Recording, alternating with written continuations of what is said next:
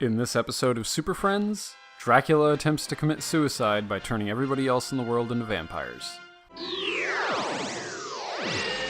If you were a vampire, turning everybody else in the world into vampires just wouldn't make any sense. You need blood or you die. That's the whole deal with vampires. So if you just turned everybody else into vampires, you are going to die. Everybody else is going to die, but you're going to die too. So from a reasonable point of view, this is an awful idea. From Dracula's point of view, this is the greatest idea ever. So he takes this pixie dust he has, this magical pink vampire pixie dust, and he sprinkles it on this airplane. It turns everybody on board into vampires instantly, and they all head on over to Dracula's castle. This is the first time that we ever actually hear Dracula speak, and there is something terribly wrong going on with his lungs. He either has asthma or emphysema. Maybe he has the black lung from coal mining too much. I don't know what the problem is, but he lets us know that there is a problem all the time.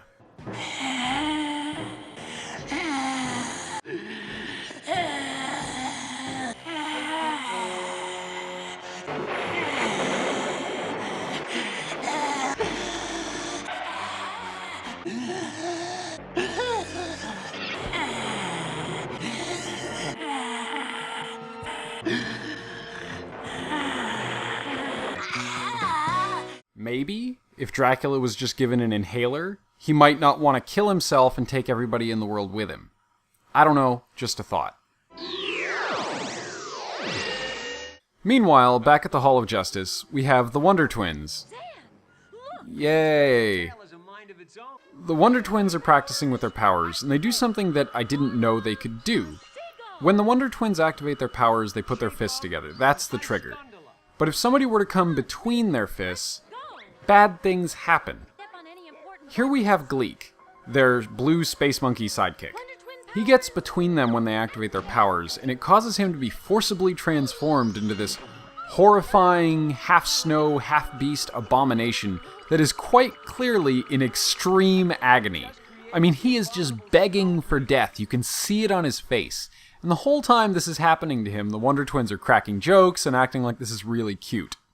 They do eventually turn him back, but you can see that this has done some serious emotional and psychological damage. The Super Friends get a call from the Transylvanian airport about a plane that just landed without any people on board. This is suspicious, so Batman says, okay, I'll come check it out. He tells the Wonder Twins to stay behind, which is a great idea considering they're probably the two dumbest people on the planet. You'll see more about that soon. Batman and Robin head off in the Batplane, the Wonder Twins stay behind and keep being horrid little monsters. Back in Transylvania, Dracula's minions are attacking a nearby village. The minions don't need the crazy magic vampire powder to turn people into vampires, and it turns out neither did Dracula, and they don't need to bite people either. Instead, they have Dracula vision. They just look at you, shoot lasers out of their eyeballs, and you're a vampire. It's awesome. Convenient, but awesome. Really cuts down on the violence too, so we can still have vampires attacking people, but without all the biting and violence and other things that some parents might find questionable for young children. But that's okay, because I think this is just fantastic. While all that great laser vampire stuff is going on in the village, Batman and Robin arrived at the airport and checked out the airplane. On board, Batman found a sample of the magic vampire powder, and used the local radar logs from the control tower to figure out where the plane must have been tampered with, which just so happens to be near the very mountain that Dracula's castle sits on. Batman and Robin head on over to the mountain to investigate. They climb on up, and at the very top they find Dracula's castle.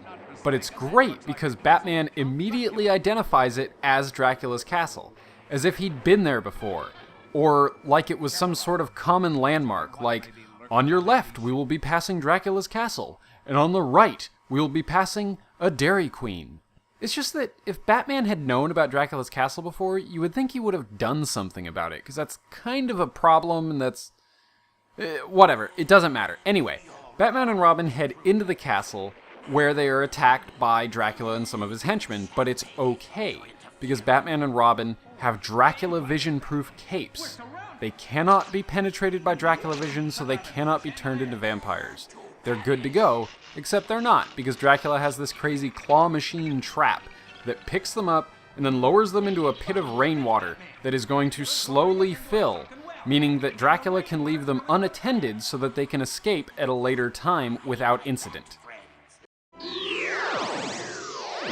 Meanwhile, back at the Hall of Justice, the Super Friends are watching the events in Transylvania through their creepy dystopian super monitor that seems to be tied into a series of hidden cameras that enables them to spy on all sorts of public locations from the privacy of their extra-legal super fortress.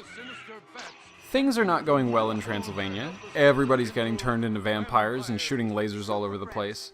So they decide to send Wonder Woman and Captain Fish to go see if they can help resolve the situation. It does not go well. Wonder Woman and Captain Fish arrive in Transylvania and are almost immediately ambushed by vampires. Captain Fish just bails and dives under the ice and hides in the water because that's his whole deal. He's Captain Fish, water's kind of his thing. Wonder Woman fights back a little bit, but then they start shooting Dracula beams at her. And, I mean, Dracula vision is a total game changer, so I understand. She just wants to get out of there at that point. So she does this ridiculous lasso thing, where she manages to only swing like 15 feet from where she was. Unfortunately, there's just more vampires over there, so she just kind of gives up and calls for help from Captain Fish. It's cool though, because Captain Fish was ready to go. He launches himself through the ice like some sort of majestic, ice-shattering aquatic mammal, causing the vampires to fall into the frozen water and buying them enough time to get away. Meanwhile, back at the Hall of Justice, the Super Friends get another call, this time from Vienna, which is Dracula's next target. Dracula is flying over the city, sprinkling it with his crazy vampire crack dust, turning everybody into vampires, which is much, much, much faster than using his minions like he did in the small village. Superman finally realizes that maybe this is a problem that Captain Fish can't solve, and he decides to handle it himself. Again, the Wonder Twins are told to stay home, still a smart idea. Superman flies over to Vienna, and yep, things are pretty bad there. He gets his first interaction with Dracula Vision and all the little creepy Dracula people, and while his first instinct is probably to punch it, because that's frankly how he solves most of his problems, he kinda thinks about it a little bit and goes, you know, these were people, but now they're vampires, but maybe they can be people again, so if I punch them until they turn into vampire goo, that would probably be a bad thing. So he's walking around trying to figure out how he's going to solve this problem without punching it to death, when things get worse. He runs into Dracula and, for some reason, decides to take a full-on blast of Dracula Vision right to the face. So now we have Vampire Superman. Which is bad. This is really bad. I mean, this is like, oh look Martha, it's Superman! Hey Superman, what's going on? We love you! Oh my god! Oh my god! Oh! And then you're a vampire and it's all over. There's nothing else. You're just completely screwed. Obviously, the best part of this is that since he's still Superman, all of that carries over to him being a vampire. All of the vampire things that he can do are also now super. What this means is that Super Dracula Vision is now a thing. This is something that everybody is just going to have to get used to. You wake up in the morning, you eat breakfast, you go to work, and you watch the skies for Vampire Superman. Because he's coming, and he is going to turn you into a vampire with Super Dracula Vision, because this is your life now. Just to recap how bad this is. Batman and Robin, caught in a death trap. Wonder Woman and Captain Fish, pinned down behind a rock and helpless because of hordes of vampires with their crazy laser Dracula Vision. That means that the only two people on Earth who could possibly fix this are the Wonder Twins. Oh no! So the Wonder Twins look at everything that's going on and they go, you know what, Vampire Superman, you know what? We got this. We can take you down and set everything right. Only problem is, how are they going to get to Vienna? Wonder Twin powers activate. What you are looking at is an ice rocket. He transformed into an ice rocket that is powered by steam. The steam is made from his body. The rocket is made from his body. He is going to propel himself with himself. And his face is on the tip.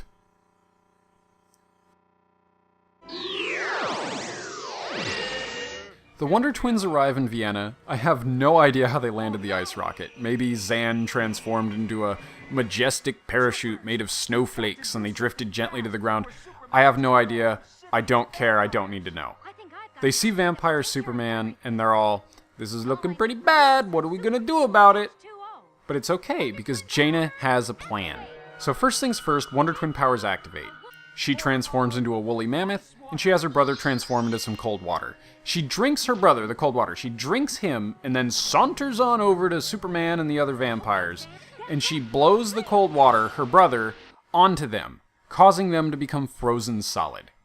They get Superman and all the other vampires frozen so that they can do this one thing, this one little thing that their entire plan, that the fate of the entire world is hinging on.